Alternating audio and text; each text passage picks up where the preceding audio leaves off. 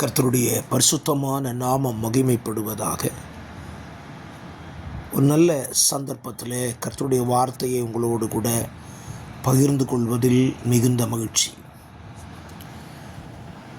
2 ராஜாக்களின் புஸ்தகம் 23ஆம் அதிகாரத்தில் யோசியாவினுடைய ராஜ்யபால காலத்தில் அவன் செய்த மிகப்பெரிய ஒரு காரியம் என்றால், இஸ்ரவேல் ஜனங்களால் மறக்கப்பட்டு போன பஸ்கா பண்டிகையை ஆசரித்தான்.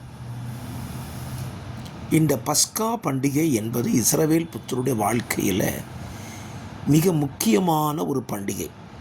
காரணம், அவர்கள் எகிப்து தேசத்தில் இருந்து விடுவிக்கப்பட்ட நாளில்தான் இந்த பண்டிகை அவர்களுக்கு அனுசரிக்கும்படி கொடுக்கப்பட்டது.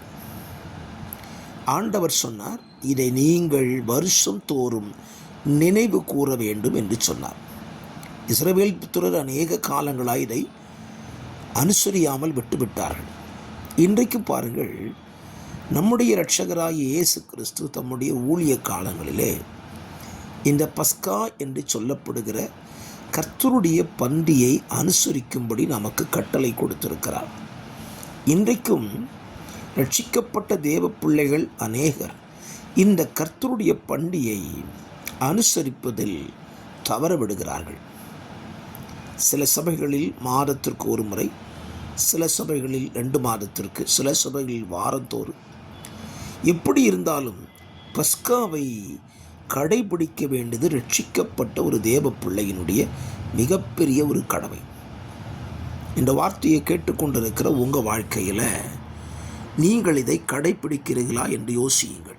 இந்த பஸ்கா பண்டிகையை உங்கள் வாழ்க்கையில் கடைபிடித்து எத்தனை காலங்கள் ஆயிற்று?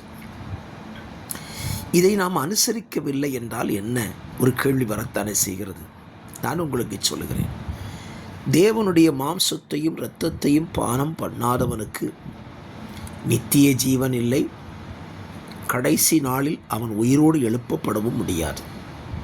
அப்படியானால் ஒரு கேள்வி, ஆர்சி திருச்சபையில் இதை அனுசரிக்கிறார்களே, அவர்கள் உயிரோடு எழுப்பப்படுவார்களா என்று கேட்கலாம்.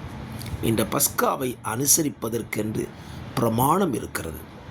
அந்த பிரமாணத்தின்படி ஒருவன் அனுசரித்தால் அவனுக்கு நித்திய ஜீவனும் உண்டு, அவன் கடைசி நாளில் உயிரோடு எழுப்பப்படுவான்.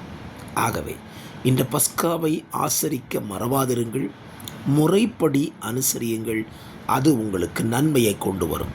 இந்த வார்த்தை இன்றைக்கு உங்களுக்கு நன்மையாய் முடியற்றும் என்று வாழ்த்துகிறேன். ஆமேன்.